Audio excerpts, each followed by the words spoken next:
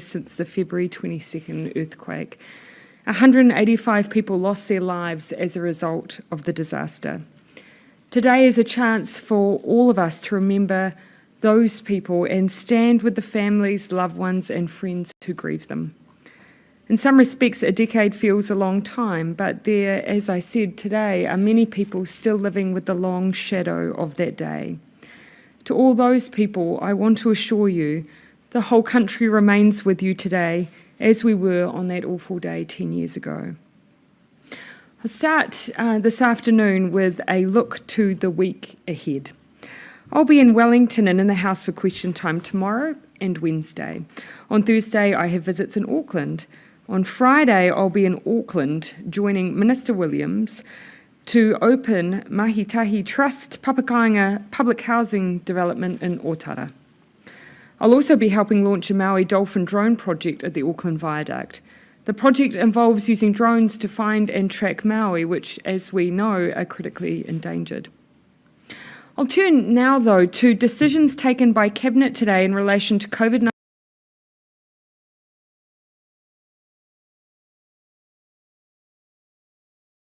in the country's alert level settings. Since midnight Wednesday last week, Auckland has been at alert level 2 and the rest of the New Zealand at alert level 1, following the emergence of community cases of the virus in Papitoetoe. We said Cabinet would review those settings today, and it has done so. Since the 3 cases arose on Sunday the 14th of February, we've undertaken 72,368 tests. The 8 cases that have emerged as a result have all been linked. All close contacts of the original cases returned negative test results, other than the cases that we've already identified at Papitoetoe High School and their family members. All further cases have been genomically matched to the 3 cases and are linked to the close contact at the school. Serology on the close contacts at the LSG workplace of the mother in the initial cases all returned negative results. We've carried out wastewater testing across Auckland and other parts of the country, which produced no evidence of COVID clusters. As such, on the advice of the Director-General of Health, as of midnight tonight, Auckland will join the rest of New Zealand at level 1. This decision reflects the incredible work on the part of all New Zealanders over the past week, and as always, we thank you. Our strategy has not changed when it comes to COVID-19, and nor has our plan. There is a predictability to what we do, and that has served us well. The recent cluster of cases, though, has been a stark reminder that, for as long as COVID is widespread in the world, it remains very much a part of our lives too.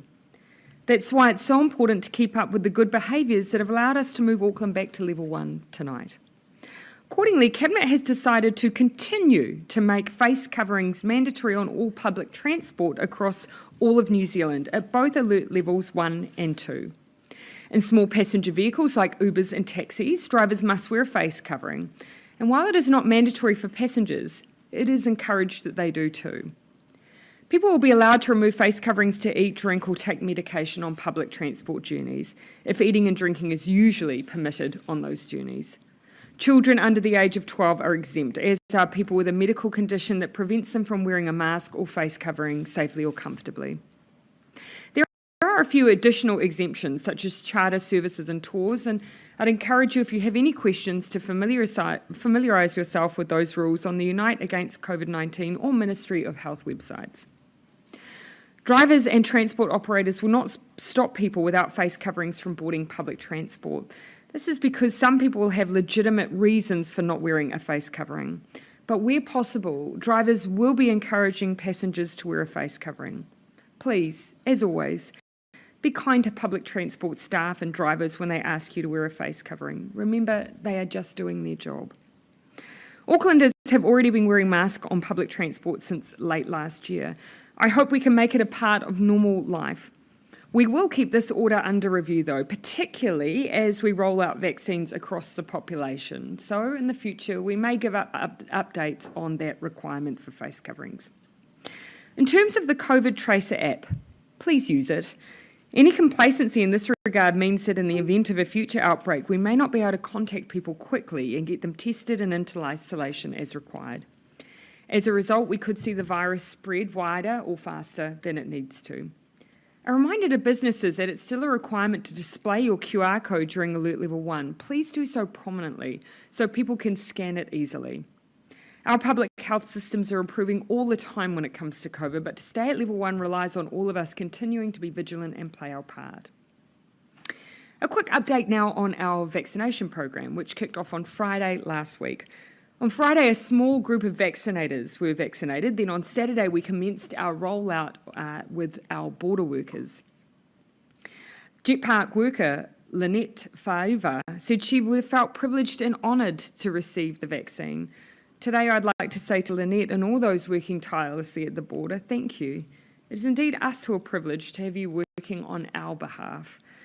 We expect to have all 12,000 frontline border workers complete in the next 2 to 3 weeks.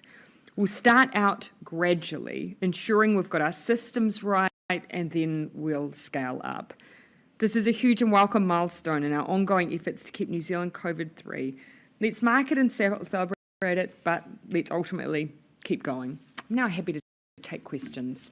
Is there any update on the source of the outbreak? No, you'll recall that we've had a couple of hypotheses, a couple of theories that public health officials continue to pursue. All of them are considered, however, to be unlikely, and none of them have stood in the way of the Director General, Dr. Ashley Bloomfield, having confidence to recommend to Cabinet that we lift alert levels today. Is there any worry about the latest case today? Or are you... No, not at all. This was an individual who is within an existing family, so their other family members have already returned positive results for COVID. They've been in isolation. They are at a quarantine facility already. So no concern, nor necessarily unexpected.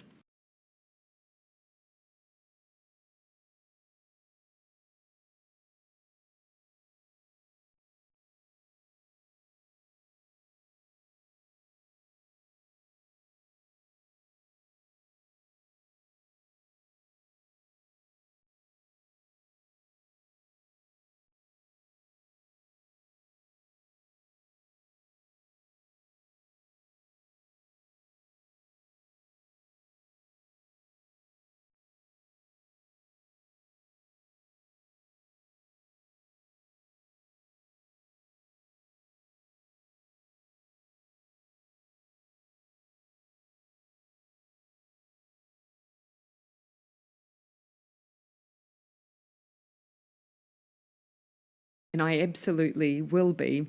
The important thing for me, though, was to prioritise those at the greatest risk. I'm not at the greatest risk. Those we needed to look after are our frontline border workers, the people who are coming face to face potentially with COVID every day. They were the priority. Yes, I want to model that it is safe, and so I will be publicly vaccinated, but I wanted to make sure those at the most risk were vaccinated first. I should add, I have a family member who are amongst that group, and so she's one of the people that really needs to be looked after. But I'll be encouraging all of my family members to be vaccinated regardless of where they work.